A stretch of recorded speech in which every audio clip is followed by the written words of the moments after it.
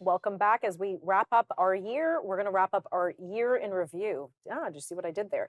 Okay, joining me again in studio is David Clement, who is the news director here at the News Forum. So, David, it's great again having you in studio. A lot of people don't, the brains behind the whole news operation when we do our daily news. That is you, and we love that segment. We love that program. Let's continue unpacking some of the news. Domestically, we've had several provincial elections. Let's start with British Columbia. We'll go west to east. British Columbia, that was interesting. Remember the BC United Party came down and, well, they didn't come down, but the leader basically abandoned the party and said, we suggest you support the Conservatives, this come out of nowhere party, but, been building. And that's really the story, is that the BC Conservatives, for the most part, didn't exist so much as 3 or 4 years ago. And now they're the official opposition. They very narrowly lost the election, 1 or 2 seats going the other way, and we're having a different conversation. So that was it's interesting from the perspective of the way in which BC has traditionally been perceived as being more left-leaning. It shows that there is certainly an upswing in Conservative support.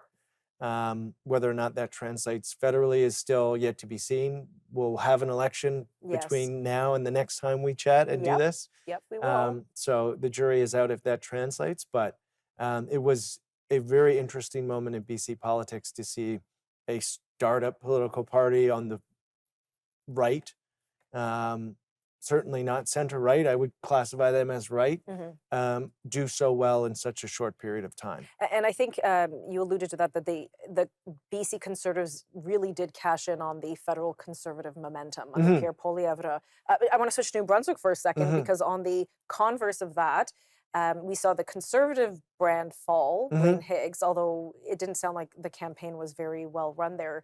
That being said, the Liberal premier didn't really run as a Liberal, because she, I think, was a little bit hesitant. Yeah, we saw the anti-incumbent kind of bias play out in New Brunswick. Susan Holt won as a Liberal, but as you said, she didn't really run with the brand, right? It was all about Team Holt.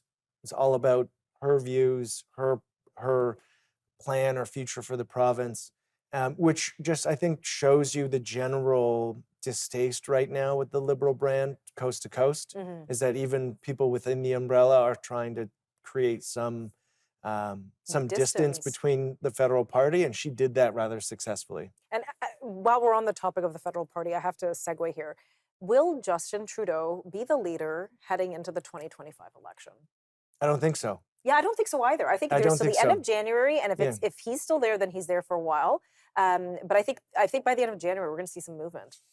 I think it will be very similar to Brian Mulroney's departure. Near the end, someone will take over for a very short period of time, and if the polls hold, whomever is leading the ship will go down with it.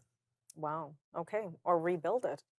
With now the new rules the Liberal Party have in place for holding... Maybe. Right now, I would say that's very unlikely. Okay, Saskatchewan, we'll wrap up provincial. Saskatchewan had a provincial election. Mo had a reduction in seats, but still same government.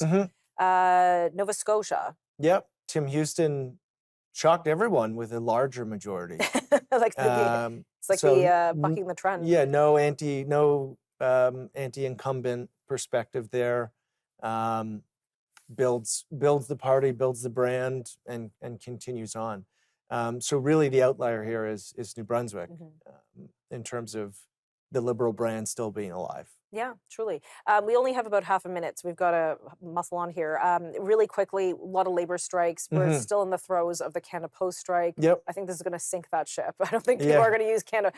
I had Christmas cards to get out. I know. Yeah, Canada Post, the ports, the rail.